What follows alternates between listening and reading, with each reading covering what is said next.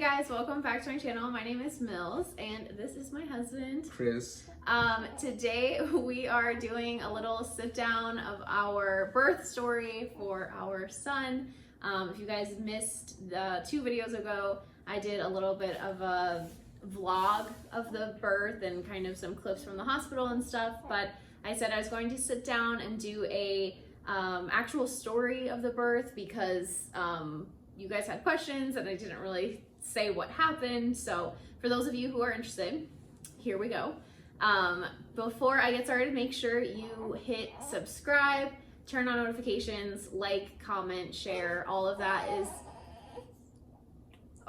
is super helpful for me.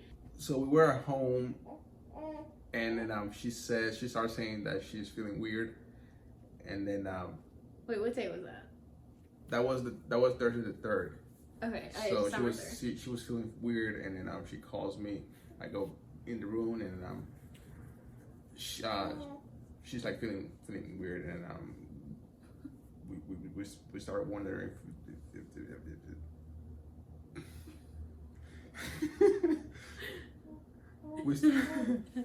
we started wondering if it was her blood pressure. So we decided to get a blood pressure monitor, and then as soon as we thought of that, I got into the car and then I went to Walgreens and I got one of those blood pressure monitors that you put on your arm.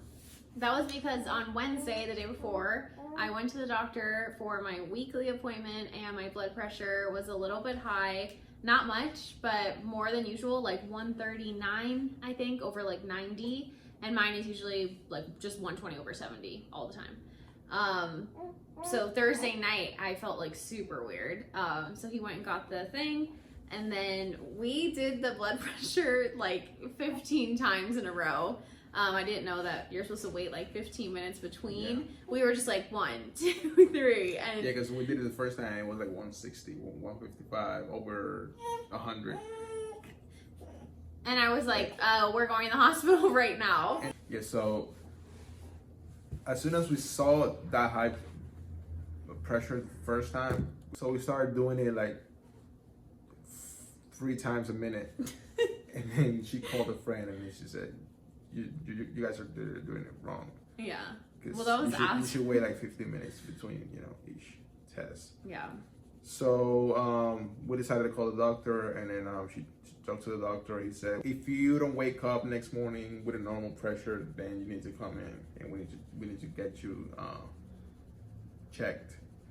And then same thing, we woke up, the pressure was a little bit lower. Mm-hmm. It was like 145 or something like that. I think it was like 145. And then we called the doctor, right? So I called the OB, made an appointment, went in to see a nurse because my doctor wasn't available. And he had work, so he left. This was Friday, December 4th, and my due date was December 16th. So I was still like 2 weeks away from it. So I go in, I'm thinking they're gonna do like nothing. And they did my blood pressure. It was like 130 something. And I was like, oh, that's, they were like, that's not that bad. And I had to leave a urine sample. The nurse is like, let me follow up with the doctor, because he was in the office, and she went to find him and she let him know. And they checked my urine and they both come in.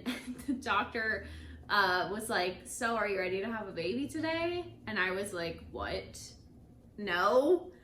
And he was like, why not? And I'm like, what? And then, because it's me, I was like, should I cry right now? He's like, no, don't, why? And I was like, I don't know, I'm so overwhelmed. So basically he said that there was more protein in my urine, and he didn't want to risk like my blood pressure being high, especially since it was getting higher in the nighttime. So I think I called you, right? He was like, I asked them both several times, like, do we definitely need to do this? Because I didn't want to get induced and I don't want to do like unnecessary intervention. And he was like, yeah, I think that we do. And the nurse was like, I would, blah, blah, blah. You don't want to like mess with that. And he said, I think that your placenta is like going. I don't even know. So he decided that he wanted to place a Foley bulb or balloon. If you guys know what that is, ladies, you might, men, you might too. It's basically just like 2 water balloons, more or less. One goes in the cervix and one's just like outside of it. So the goal is to like open your cervix so that you start dilating and get labor going.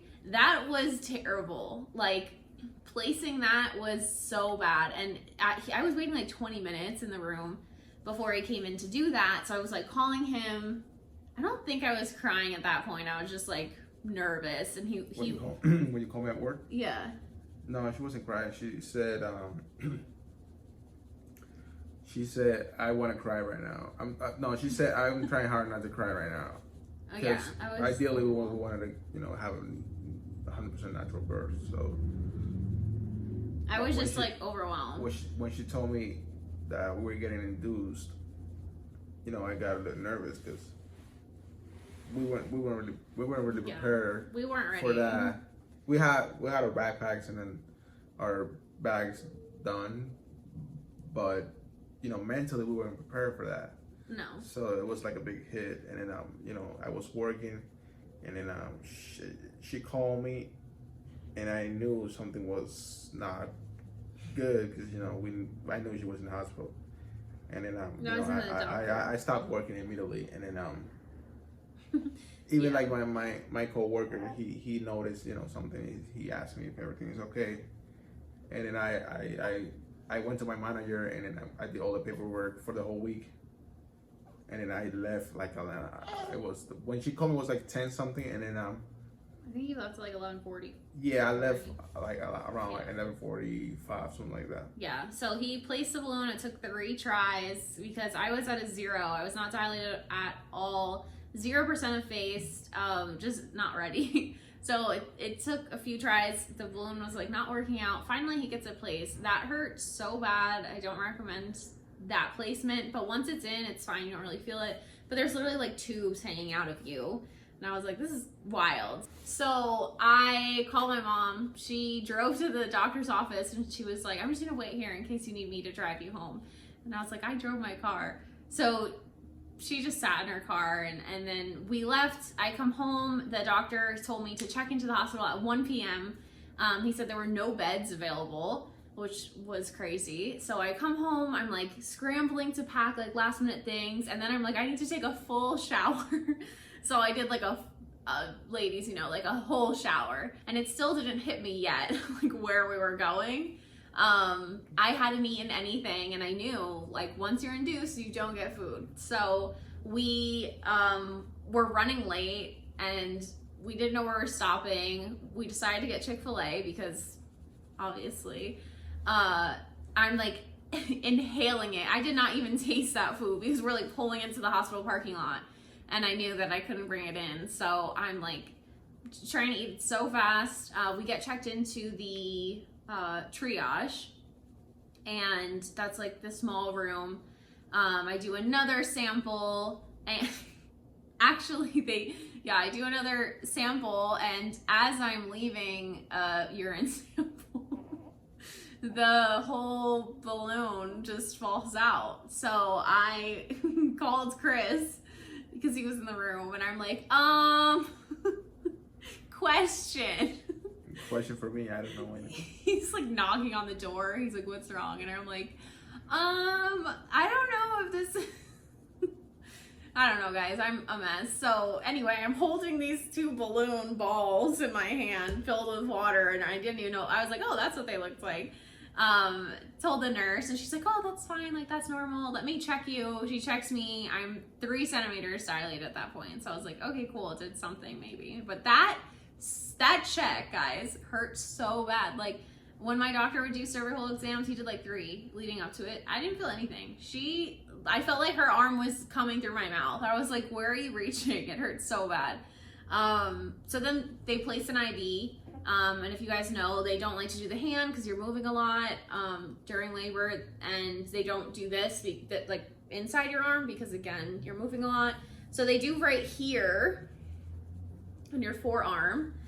Mine are pretty, like, I don't have like a ton of skin there, and it was horrible. Like, I guess you saw it if you watched the vlog, but she said it was like the worst pain she's ever had, and I doubt it because she's like pretty scared of needles. Yeah, I hate so needles. I'm pretty sure that was related to that, and that wasn't that bad. It was that bad. It probably hurt, but she said like it was the worst pain ever. I don't. That was the worst IV I've ever gotten. That was the worst needle pain I've ever gotten. No, she literally said that she felt like she had her arm, being cut off. It did. It felt like so they placed that. It was miserable. I'm hanging out. My blood pressure was like pretty good there. It was like just a little bit high.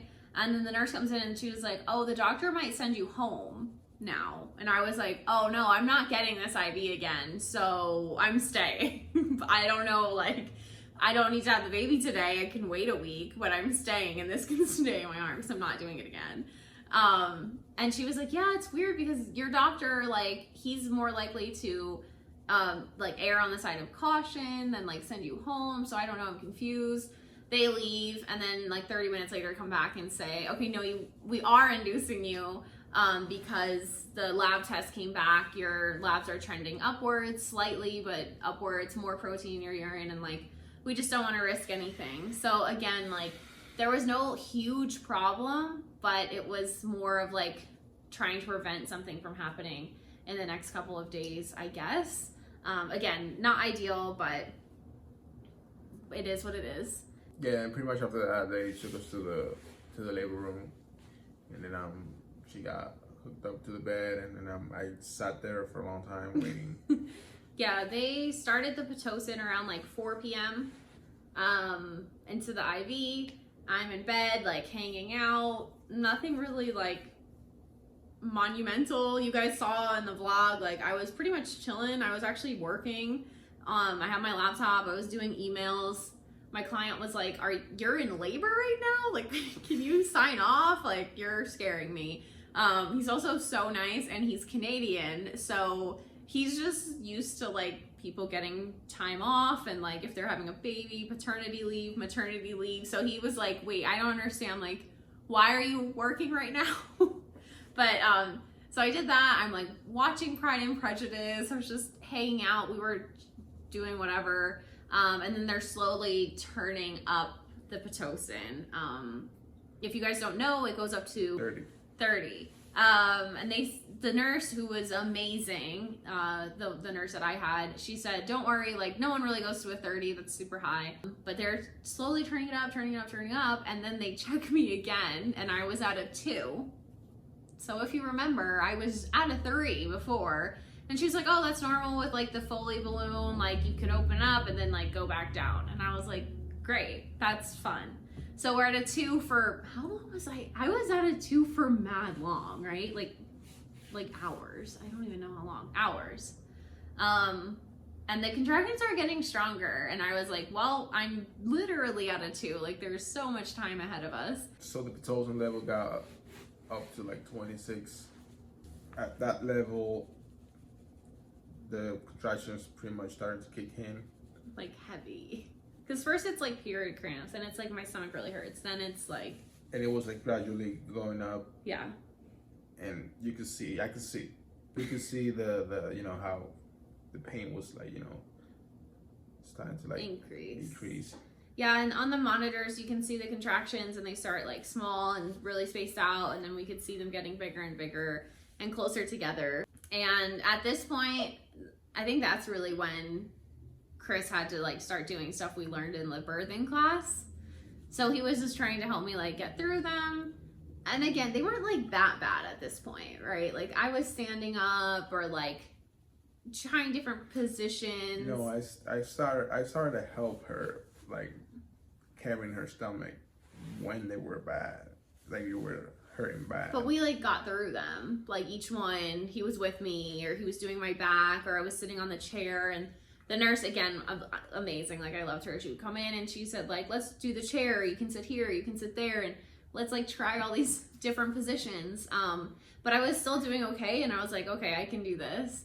And then when I got to like a 6, that's probably when it was like, yeah, this is not good. So it was like 13 hours on the Pitocin at this point, which is long, but definitely not as long as I know a lot of people are in labor for. So 13 hours, I was like, it really started getting bad. This is where like I kind of couldn't handle it anymore. The contractions were like a minute apart. They were really lasting like a full minute. And it was really long. I couldn't get like any relief. Any position I was trying did nothing. Absolutely nothing. We were doing everything we learned in the class. And Chris was like, I wish, and then everyone who commented on the video or texted me or anything were like, wow, you seemed like really calm and you handled it really well. I will say, I think that I did overall handle everything well, but none of us filmed any of that, like that was probably 3 hours of that. Like the 3 hour segment of just like, I wanted to die. So I wish that I had it to show you guys like what state I was in, and I kind of wanted to see. We're just helping her go through the contractions, since I've never seen her before in so much pain. So I was just trying to do the best I could. And there was nothing he could do. To support her, I was like holding her hands, holding her stomach, trying to carry her stomach up. Yeah, but nothing was helping. Like, no, it was every time I felt it, I was like, no, because I knew, I was like, oh, I can't do it. And he honestly was like amazing during labor, like doing everything right, saying all the right things, like trying all these different moves. But at that time when it was so bad, there was just no one could do anything. The nurse came in and I was like grabbing her. And I had been talking to her in between the contractions, and she told me with her first birth, she got an epidural. The second one was a C-section. And I started asking her more questions about the epidural. I really did not want one for, like, since I got pregnant, I said I didn't want one because I know someone who had a terrible experience and she was, like, in a coma based on that, which, again, is super rare. But for me, I was just nervous. I don't know. I was just talking to the nurse being like, do you think I should get it? Blah, blah, like, how bad is it? And she was like, well, just so you know, you do still have to push after this. So she checked me and I was at a 7, and I was like, shoot, I don't know how much longer it's gonna take me to get it to a 10, and like then I do have to push. So the pain in my stomach was like too much. So the nurse left. I was like crying. Yeah, well, not crying. She didn't cry tears, but moaning. I mean, that's so much pain. Like, it was like in a whale. You wouldn't like we were talking about that. Like, when you reach a certain level of pain, you don't cry anymore. Yeah, I wasn't crying. I wasn't sweating. You just scream and then Yeah, I wasn't even screaming though. It was just like I couldn't even remember to breathe through the contractions. I was just like moaning, literally like a dying whale.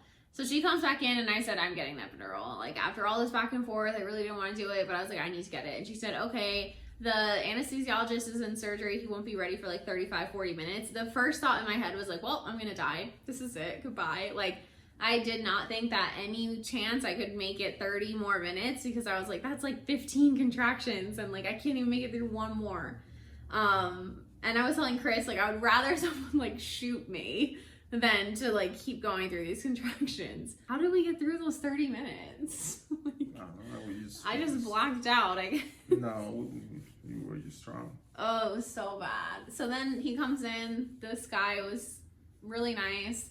I'm terrified of needles, so I was nervous, but I lean over and he does the numbing shot. It was not bad at all. And then he did the epidural, also not bad. It was pressure, but I told Chris, like, anything at that point would have been fine compared to the contractions, I feel like. I mean, you guys can correct me if I'm wrong. Maybe I had like a really good epidural placement, but it was fine. And then my legs started to go numb and I felt like I was paralyzed. If you guys have had it, you know. But they didn't put too much of the numbing stuff, whatever it is, in me. And I asked them, like, can you turn this up? Like, I still feel the contractions decently. Not so much in the stomach, but just like a pressure down low. I felt like my pelvis was getting pulled out, ripped open. So I was like, this isn't amazing, but it kind of is amazing because that really sharp, intense pain was almost gone. And I actually got so much relief that I was falling asleep in between contractions, because at this point it had been 16 hours, I think, in labor, and my body was just so tired. And you fell asleep too. Yeah, he fell asleep for a while, which was fine. Like, I have no problem with that. Yeah, as soon as you stop screaming. I wasn't screaming. I fell asleep. I don't even know. Was I screaming? Yeah. Great. Yeah, he fell asleep, and I was like, that's fine. Like, he has to get ready for pushing. And then I was dozing off. Every time the nurse would come back in, I'd wake back up, or every time I had a contraction. So it was really 2-minute naps. So with the epidural, the only thing is you have zero control over your body from like the waist down, and the baby started getting like in distress. And I was thinking about it now, and like I actually wonder what was going on, because she kept being like, the baby's not happy. And I know that that's like they're trying to make it sound better than it is. So she was like, we need to keep moving your position. Every position I was in on the epidural, like, he didn't like. So this poor nurse had a towel under me, and he was asleep at this point. She's trying to move me, and I'm like just 500 pounds of dead weight, and she's like all her might. I literally told my friend, she's like harnessing the power of the sun to move my freaking body from this side to this side. And I felt so bad for her because I was zero help. She's like, why don't you like use your arms? And I'm like, okay, cool. So I'm like holding onto the bed, and she's like, no, like use them, like do something. Even though the epidural's not on my arms, I couldn't do anything. I was literally 1 ton of just pure nothing. Yeah, that doctor had to go. Like, so I said, like, she was like, I'm gonna come find you, because she had to leave, and she never came. And I was like, she definitely called out because her back is broken and she had to go to the chiropractor. Like, she almost woke him up to like help freaking flop my body over, but we made it. So okay. After 3 hours with the epidural, she finally got into a 10.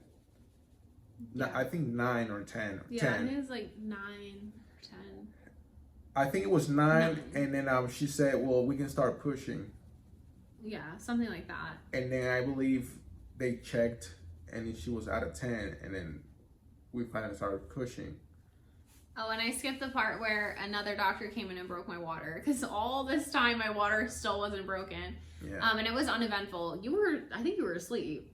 I woke up as soon as the doctor like started to like. And it wasn't even, it was like 2 seconds and she broke it and whatever, and she left. And that wasn't painful. But the nurse that I loved was like, well, my shift's over. I wish I could stay and like push with you after all this. I feel like we did it together.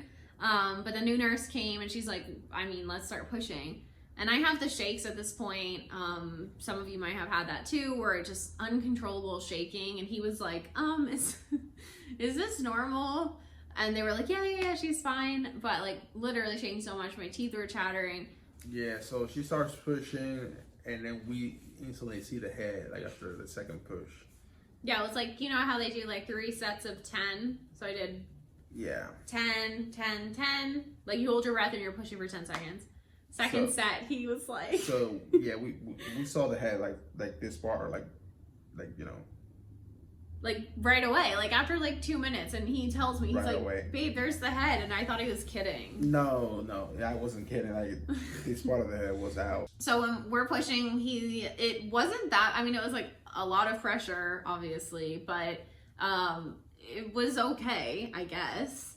And the nurse is like, oh, do you want a mirror?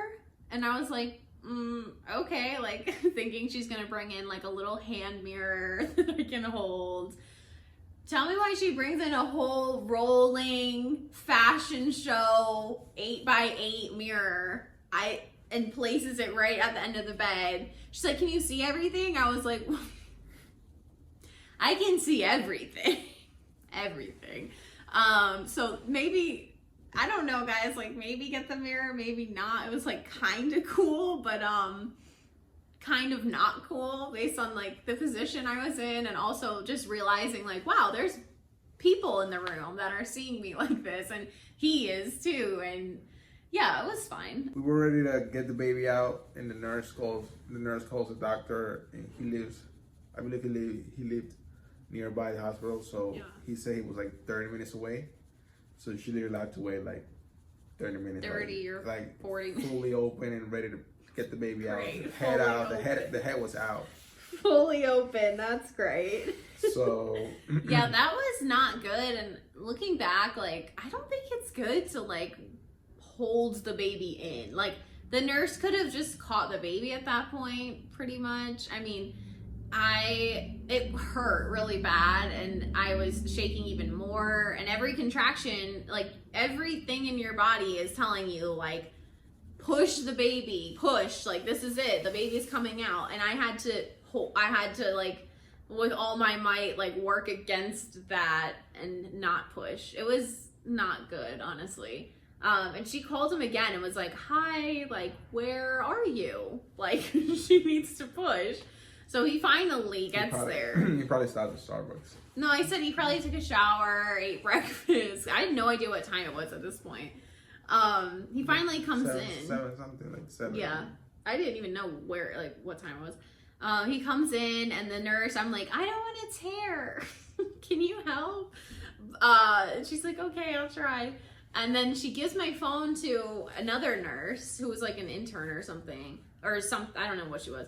But I basically wanted films the part where the baby's getting put on my chest and Chris saying if it's a boy or if it's a girl, which you heard the audio in the other video. The reason why you didn't see anything was because this girl was down here where the doctor sits filming up.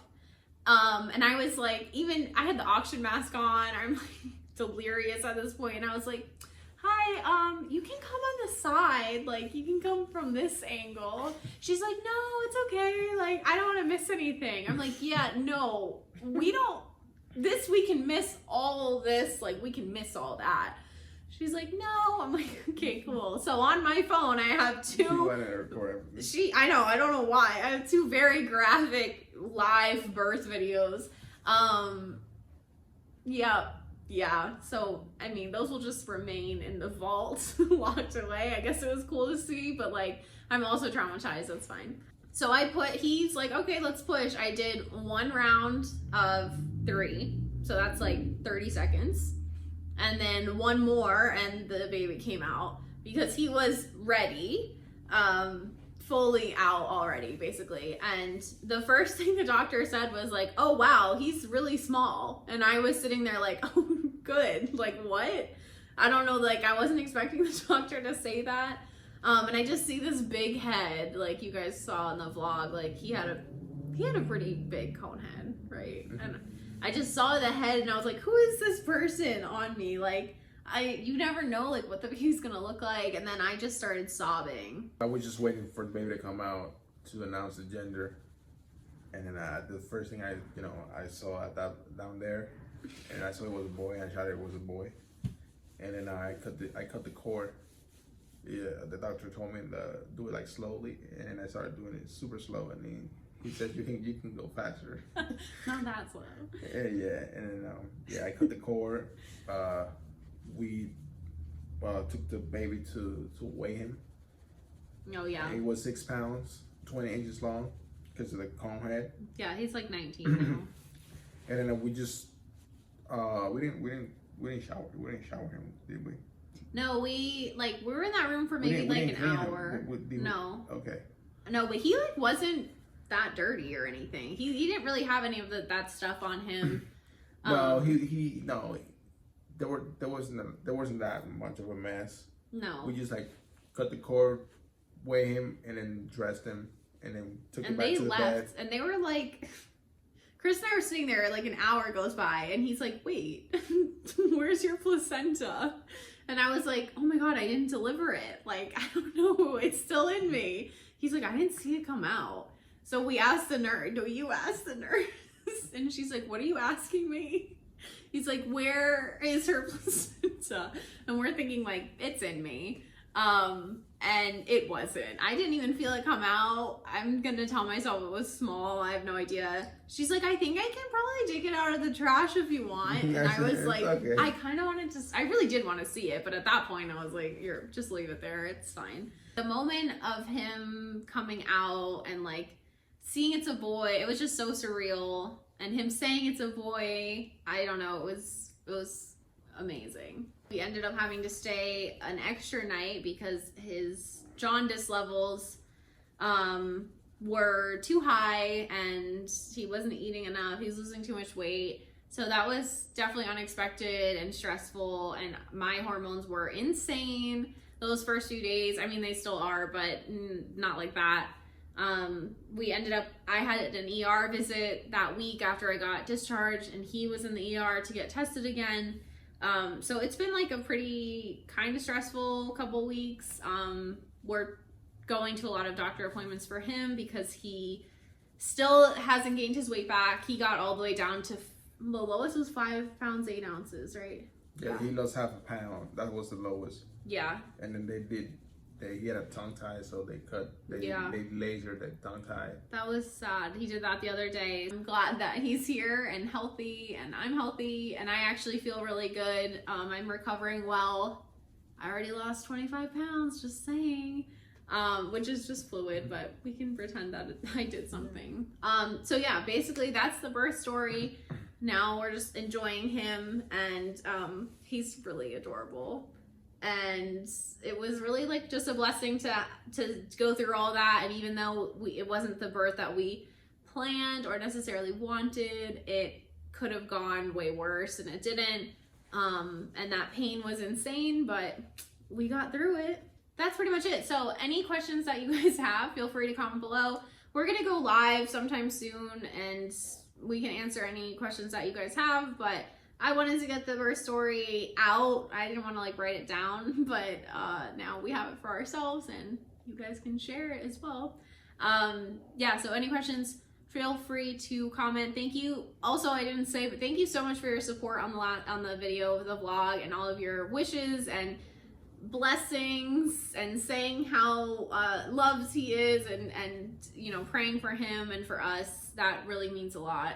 He's over it. We've been filming for like 2 hours. Thank you so much for watching, and we will see you guys soon. Peace.